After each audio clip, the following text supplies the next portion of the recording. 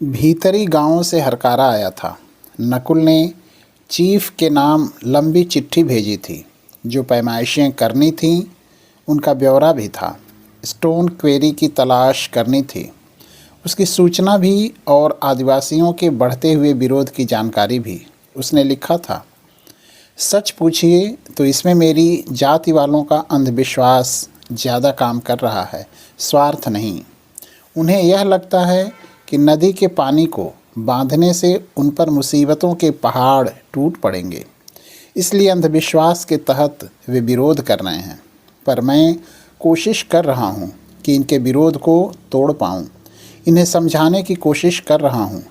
क्या और कितना कर पाऊँगा अभी कुछ कह नहीं सकता। आशा कम है पर विश्वास काफ़ी है। चिट्ठी पढ़ते ही प्रशांत ने दफ्तर में मीटिंग बुलाई। मीटिंग में यही तय पाया गया कि आदिवासियों से गांव खाली कराने का टेढ़ा मसला अकेले नकुल नहीं सुलझा सकेगा। यदि आदिवासी नहीं मानते तो उनके साथ कड़ा रुख अपनाया जाए। मीटिंग बर्खास्त हुई तो प्रशांत ने फ़ौरन मुख्यमंत्री को फ़ोन किया। आदेश मिला, तुरंत बम्बई चले आओ। प्रशांत ने बंगले पर फ़ोन किया। फ़ोन की घंटी बजती रही, कोई उठाने नहीं आया। प्रशांत झल्ला उठा। उसने हार कर खत लिखा और चपरासी के हाथ समीरा के पास भिजवा दिया। खत में सिर्फ इतनी सी सूचना थी कि मेरा सूटकेस तैयार कर दो, फ़ौरन बम्बई जाना है। चपरासी खत लेकर चला गया। हरकारा अभी अगले आदेश के इंतज़ार में खड़ा था। प्रशांत ने नकुल के नाम एक चिट्ठी जल्दी से घसीटी कि अब वह गांव वालों के साथ वक्त ख़राब न करे, तुरंत लौट आए। प्रशांत घर आया तो सूटकेस तैयार था, हाथ में समीरा का अपना सूटकेस भी। जीप बाहर खड़ी थी। प्रशांत के आते ही समीरा बोली, मैं भी तुम्हारे साथ चलूँगी, मेरा मन यहाँ नहीं लगता। पर समीरा, मैं सरकारी काम से जा रहा हूँ और मैं सरकारी कामों के लिए यहाँ अकेले रुकने को तैयार नहीं हूँ। प्रशांत को यह उम्मीद नहीं थी। वह समीरा के इस बदले हुए रुख को समझ नहीं पाया। और फिर बम्बई में जितनी फुर्ती से उसे सब काम निपटाना था, उसमें समीरा के जाने से खलल पड़ता। प्रोजेक्ट को लेकर जिस तरह की कठिनाइयां सामने थीं, उनमें किसी तरह की भी ढील काफ़ी नुकसानदेह हो सकती थी। प्रशांत सोचता रह गया, अपनी ही परेशानियों में मुब्तिला। मैं जाऊंगी प्रशांत, तुम्हारे साथ। प्रशांत ने धैर्य और समझदारी से काम लेना बेहतर समझा। वह महसूस कर रहा था धीरे धीरे उसके और समीरा के बीच संबंध रबड़ की तरह खींचकर तनते जा रहे हैं। कहीं ऐसा न हो कि ज़रा समझने की कोशिश करो समी, उसने कहा। ये सब मैं खुद अपने लिए नहीं, तुम्हारे लिए ही कर रहा हूँ। एक काम में अगर मुझे सफलता मिलती है तो क्या वह सफलता तुम्हारे लिए भी नहीं है? मुझे सफलता की नहीं, तुम्हारी ज़रूरत है। पर तुम जानती हो समीरा, असफल आदमी की ज़रूरत किसी को नहीं होती। समीरा भावुक हो उठी, भावुक से भी अधिक उदास। वह प्रशांत की ओर देखती रह गई, जैसे उसके सामने कुछ अरसा पहले का प्रशांत आ खड़ा हुआ हो और यह नया प्रशांत उस पुराने प्रशांत को लगातार हराए चला जा रहा हो। मैंने किसी आदमी की नहीं, सिर्फ प्रशांत की ख्वाहिश की थी। उसने भरे से स्वर में कहा, तुम चाहते हो कि मैं तुम्हें समझूं, मैं चाहती हूं कि तुम भी मुझे समझो। देखो समीरा, बचपना छोड़कर ज़रा गंभीरता से सोचने की कोशिश करो। यह व्यस्तता हमेशा नहीं रहने वाली है। यह प्रोजेक्ट पूरा हो जाए, उसके बाद आराम ही आराम रहेगा। फिर तुम होगी, मैं हूँगा और हमारी अपनी दुनिया। ज़िद मत करो। ज़िद से परेशानियाँ कम नहीं होती, बढ़ती ही हैं। समीरा पिघल गई। उसने अपना सूटकेस रख दिया। चलने लगा तो प्रशांत बोला, अपने आप को यहाँ के वातावरण में रचाने की कोशिश करो समी, ऐसी मत बनो। इधर उधर थोड़ा सा घूम आया करो। तुम्हें तो ये वादियाँ बहुत पसंद आई थी ना? मुझे नहीं, हमें। समी, आदमी की आदत होती है ना, उसे जो मिल जाता है वही निरर्थक लगने लगता है, बाकी सब कुछ सार्थक है ना? मैं तुम्हें मिल गई हूँ ना? समीरा के इस व्यंग पर बरामदे की सीढ़ियाँ उतरते उतरते प्रशांत एक क्षण के लिए ठिठक गया।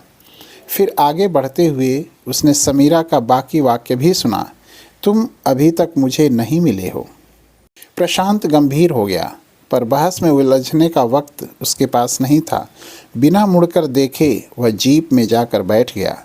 जीप चली तो उसके दिमाग में आने वाली मीटिंग की बातें घुमड़ने लगी थीं। काफ़ी देर तक यह बातें समीरा की बातों के साथ गड्ढ-मड्ढ होकर उसे परेशान करती रहीं। खजांची बाबू ने ठेकेदार को बता दिया था कि मेम साहब को पर्दों की ज़रूरत है। वह पर्दों का कपड़ा लेकर चला आया, पर उसे उस तरह की बातों की उम्मीद नहीं थी जो उसे सुनने को मिली। समीरा का मूड अभी तक ख़राब था। ठेकेदार के इतना कहने पर ही कि वह पर्दों के लिए कपड़ा लेकर आया है, समीरा उस पर बरस पड़ी। आप क्या समझते हैं, इस तरह मुझे रिश्वत देकर आप अपना उल्लू सीधा कर लेंगे? उठा ले जाइए ये कपड़े। ठेकेदार भौंचक्का रह गया। वह मेम साहब का रुख समझ ही नहीं पाया। उसके पसीना छूट गया। वह जलील होकर रह गया। आपने फिर कभी इस बंगले में कदम रखा तो बाहर फिंकवा दूंगी। तैश में समीरा अपना आपा भूल गई थी। ठेकेदार उसी तरह भौंचक्का सा वहाँ से चला गया तो समीरा तेजी के साथ भीतर चली गई। उसे घर की हर चीज़ बहुत भद्दी और भौंडी लग रही थी। अपनी ज़िंदगी की तरह उस विशाल प्रोजेक्ट का ही एक हिस्सा जिसकी अकेली कोई वक़्त नहीं थी। प्रशांत लौट कर आया तो वह बहुत खुश था। मुख्यमंत्री ने उसकी क्षमताओं की तारीफ़ की थी और साथ ही यह भी सलाह दी थी कि आदिवासियों को जैसे भी हो समझा बुझाकर शांत किया जाए। उन्होंने प्रशांत की काबिलियत में पूरा भरोसा व्यक्त किया था और उसे अधिकार दिए थे कि वह जिस ढंग से चाहे आदिवासियों और दूसरी समस्याओं को सुलझा ले। प्रशांत उम्मीद करता था कि समीरा उसकी खुशी में खुश होगी, लेकिन समीरा ने न कोई खुशी जाहिर की, न ही किसी तरह का उत्साह दिखाया। साइट पर पहुंचकर प्रशांत ने हरकारे से नकुल को खबर भेजी कि जैसे भी हो डैम के लिए उसे सभी लोगों को जीतना है। नकुल को वहीं आदिवासी इलाके में नई क्वेरी और पैमाइश का काम देकर रुकने की सुविधा दे दी गई थी। काम फिर जोरों पर चलने लगा था और ज्यों-ज्यों काम का जोर बढ़ता जा रहा था, प्रशांत प्रोजेक्ट में उतना ही डूबता चला जा रहा था। उधर समीरा उतनी ही अधिक अकेली होती जा रही थी। बांध का पहला चरण करीब करीब पूरा हो चला था। प्रशांत बहुत व्यस्त था, समीरा बहुत अकेली। अब उसने भी अपने आप को स्थितियों के अनुरूप ढालना शुरू कर दिया था। वह ऐसे ही घूमने घामने निकल जाती थी अकेली। एक दिन ऐसे ही वह चली जा रही थी, अपनी ही धुन में खोई, कि जंगल में उसे कुछ आवाज़ सी सुनाई दी, घरघराहट की। लगा कि कोई मशीन चल रही है। उसने दूर तक जंगली सड़क पर देखा कि तभी सामने से आती जीप ने उसके पांव रोक लिए। ड्राइवर ने भी मेम साहब को पहचान लिया। उसने जीप रोक दी और सलाम किया। तब समीरा ने देखा एक घायल आधा बेहोश आदमी जीप में बैठा था। एक क्षण बाद समीरा ने पहचाना, वह नकुल था। इन्हें क्या हुआ? उसने ड्राइवर से पूछा तो ड्राइवर ने बताया, कुछ आदिवासियों ने साहब पर हमला कर दिया। कुछ नहीं, ऐसे ही नकुल ने कहा। कोई ख़ास बात नहीं है, मामूली सी चोटें हैं, ठीक हो जाएंगी। पर सबसे बड़ी बात यह हुई कि मुखिया लोग मान गए हैं और गांव खाली करने को तैयार हो गए हैं। समीरा का पूरा ध्यान नकुल की चोटों की ओर था, पर नकुल ऐसे बात कर रहा था जैसे कुछ हुआ ही न हो। आप कहाँ जा रही थीं? नकुल ने पूछा। ऐसे ही, मैं तो लौट रही थी, पर यह रास्ता तो कॉलोनी की तरफ नहीं जाता। याद ही नहीं कि मैं जा रही थी या लौट रही थी, बस घूमने निकली थी, समीरा ने कहा। इतनी दूर अकेली मत निकला कीजिए, नकुल बोला। जंगली इलाका है, वापस चलेंगी? चलिए, वापस ही चलती हूँ, समीरा ने कहा तो उसका हाथ पकड़कर नकुल ने उसे जीप में बैठा लिया। बाँह पर जोर पड़ा तो एक जगह लगी चोट से फिर खून बहने लगा। समीरा ने देखा, नकुल ने जैसे देख कर भी नहीं देखा। खून को पसीने की तरह पोंछ लिया। जीप चल दी। कुछ देर तक जीप में खामोशी रही। समीरा नकुल के जख्मों को देख रही थी और खामोश थी। नकुल जैसे कहीं भी नहीं देख रहा था। जीप में कुछ हरे पौधे पड़े थे। समीरा का ध्यान उधर गया तो उसने पूछ लिया, ये क्या हैं? ये कच्ची हल्दी के पौधे हैं, ये गांठें ही हल्दी हैं। नकुल ने बताया, आपके लिए ही गांव से लेता आया। कच्ची हल्दी को सिरके में भिगो दीजिए तो बहुत जायकेदार हो जाती है, और पीस कर लगा दीजिए तो जख्म ठीक हो जाते हैं। बड़ी कारगर चीज़ है मेम साहब, ड्राइवर ने जोड़ दिया। अपनी कॉलोनी में कोई डॉक्टर तो है नहीं, समीरा ने चिंता से कहा। नकुल बोला, डॉक्टर की पोस्ट तो है, डिस्पेंसरी के लिए हमने जगह भी बनाई है, पर कोई डॉक्टर टिकता ही नहीं। तो आप अभी कॉलोनी जाएंगे? मेरे ख़याल से तो आपको सीधे बस्ती जाना चाहिए। पहले मरहम पट्टी करवा लीजिए, समीरा ने कहा। नहीं नहीं, ऐसा कुछ नहीं है, हल्दी पीस कर लगा लूँगा, ठीक हो जाऊँगा, नकुल ने जवाब दिया। नकुल की जीप कॉलोनी के पास पहुंची तो उसने कहा, साहब तो घर पर होंगे, ड्राइवर बंगले पर चलो। समीरा बोली, मेरे ख्याल से तो वे अभी साइट पर ही होंगे, पर मुझे आप बंगले पर छोड़ दीजिए। नकुल ने समीरा को बंगले पर ही छोड़ दिया। हल्दी के पौधों का बंधा गट्ठर भी दे दिया और खुद कॉलोनी की ओर चला गया। रात को प्रशांत बंगले से ही सबको फ़ोन खड़काता रहा। मुख्यमंत्री को, मुख्य सचिव को, कलेक्टर और तहसीलदार को, सबसे करीब करीब एक ही तरह की बातें हुई। जी सब ठीक हो गया है, अब कोई अड़चन नहीं है। आखिर मानते कैसे नहीं? जी हाँ, बड़े धीरज से काम लेना पड़ा, नहीं तो यह योजना कभी पूरी नहीं हो सकती थी। जी हाँ, बहुत भाग दौड़ करनी पड़ी, कई बार आदिवासी गांव में जाना पड़ा। जी हाँ, पर काम तो करना ही था। हाँ, अब आदिवासी गांव खाली करने को राज़ी हो गए हैं, बस अब उनके लिए हाउसिंग का इंतज़ाम करना पड़ेगा। जी हाँ, अब कोई अड़चन नहीं है। नहीं नहीं, इसमें मेरा क्या, जो काम करना है वह तो करना ही है।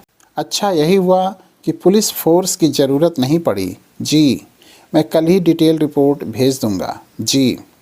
समीरा दूसरे कमरे में थी। प्रशांत की बातें उसके कानों तक आती रहीं। वह सब सुनती रही, समझती रही। कहीं उसका ध्यान इस ओर भी था कि प्रशांत ने एक बार भी नकुल का जिक्र किसी से नहीं किया। मसला सुलझा लेने का सारा श्रेय बहुत शालीनता से वह खुद ही लेता जा रहा था। सबको फ़ोन करने के बाद जब प्रशांत प्रशंसा और संतोष से फूला हुआ लेटने के लिए आया तो समीरा कुछ बुझी बुझी सी थी। उसे खुश करने और अपनी हवा बांधने के ख्याल से उसने कहा, चीफ सेक्रेटरी तो सुनकर उछल पड़े। समीरा ने कोई प्रतिक्रिया व्यक्त नहीं की। डबल बेड के एक कोने पर टांगें पसारे बैठी रही।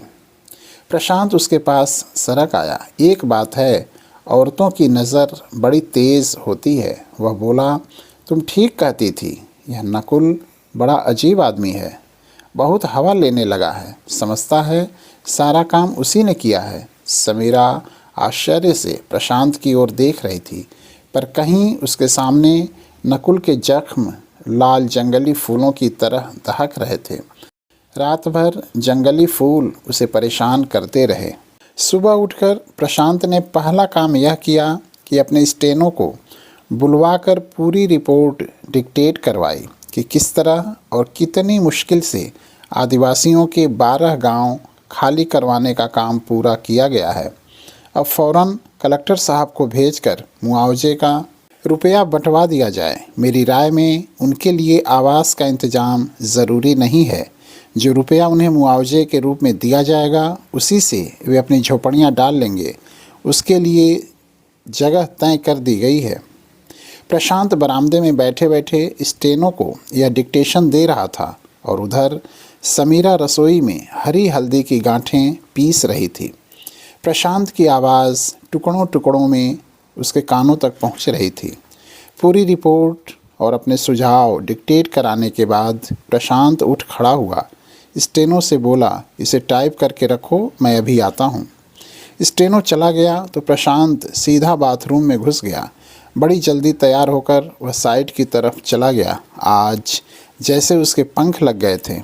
प्रशांत साइट ऑफिस चला गया तो समीरा ने अर्दली को बुलाया। अर्दली आया। एक प्लेट में पिसी हल्दी देते हुए समीरा ने उससे कहा, यह नकुल साहब के यहाँ दे आओ। अर्दली चला गया। समीरा फ़ोन की ओर बढ़ी। रिसीवर उठाकर वह एक क्षण के लिए ठिठकी, फिर उसने नंबर मिला ही दिया। दूसरी ओर घंटी बजी। करीब आधे मिनट बाद नकुल की आवाज़ आई, हेलो नकुल, मैं मिसेज प्रशांत बोल रही हूँ। ओह आप, कहिए, हल्दी सिरके में डाली? जी, सिरके में भी डाली है और पीस कर आपके लिए भी भिजवाई है, चोटों पर लगा लीजिएगा। अरे आपने क्यों तकलीफ़ की? कल डॉक्टर को ज़रूर दिखा लीजिएगा। बहुत बहुत शुक्रिया। और सुनिए जी, कुछ पढ़ने के लिए हो तो भिजवा दीजिएगा, अर्दली आ रहा है। जी, वैसे बेहतर हो डॉक्टर से ड्रेसिंग ज़रूर करवा लें। जी। और समीरा ने रिसीवर रख दिया। नकुल रिसीवर को पकड़े खड़ा रह गया। वह समझ नहीं पाया था कि एकाएक यह क्या हो गया। उसने क्या बात की, क्या कहा, यह भी याद नहीं रहा। सिर्फ एक ही वाक्य बार बार उसके दिमाग में गूंजता रहा, कुछ पढ़ने के लिए हो तो, और फिर वैसे बेहतर हो डॉक्टर से ड्रेसिंग ज़रूर करवा लें। रिसीवर रखकर वह पास की मेज़ की ओर देखने लगा। पत्रिकाओं का पुलिंदा वहाँ पड़ा था, जो बंगले की झाड़ियों के पास से कभी वह उठा लाया था। धूल की परत उस पर जम गई थी। तब पता नहीं चल पाया था कि पुलिंदा साहब ने फेंका था या मेम साहब ने, पर अब लगता है साहब ने ही फेंका था। उसने पुलिंदे को उठा लिया और भीतर जाकर तौलिए से उसकी धूल झाड़ दी। तभी अर्दली ने आकर सलाम ठोंका। पिसी हल्दी वाली प्लेट देते हुए बोला, मेम साहब ने आपके लिए दी है। नकुल ने प्लेट ले ली, उसे मेज़ पर रखा और पत्रिकाओं वाला पुलिंदा अर्दली को देते हुए बोला, या मेम साहब को दे देना। अर्दली पुलिंदा लेकर चला गया। नकुल वहीं कुर्सी पर बैठ गया। हल्दी की प्लेट सामने मेज पर रखी हुई थी। एक बार उसने छूकर अपने जख्मों को महसूस किया, फिर उसका हाथ हल्दी वाली प्लेट की ओर बढ़ा, पर अंगुलियां सिर्फ उसके किनारे को सहला कर रह गईं। फिर वह उठ खड़ा हुआ और भीतर जाकर कपड़े बदलने लगा। नकुल जख्मों पर ड्रेसिंग करवाने के लिए बस्ती जाने से पहले साइट ऑफिस में पहुंचा। उस वक्त मुख्य सचिव के लिए प्रशांत की रिपोर्ट डिस्पैच हो रही थी। एक कापी स्टेनो की ट्रे में पड़ी थी, फाइल करने के लिए। नकुल की नज़र उस पर पड़ी तो उठाकर देखने लगा। जैसे जैसे वह रिपोर्ट पढ़ता गया, उसके चेहरे का रंग बदलता गया। फिर वह स्टेनो से बोला, the facts are all wrong, ये सब गलत हैं। आदिवासियों के साथ हमारे समझौते की शर्तें बिल्कुल दूसरी हैं। यह रिपोर्ट नहीं जा सकती।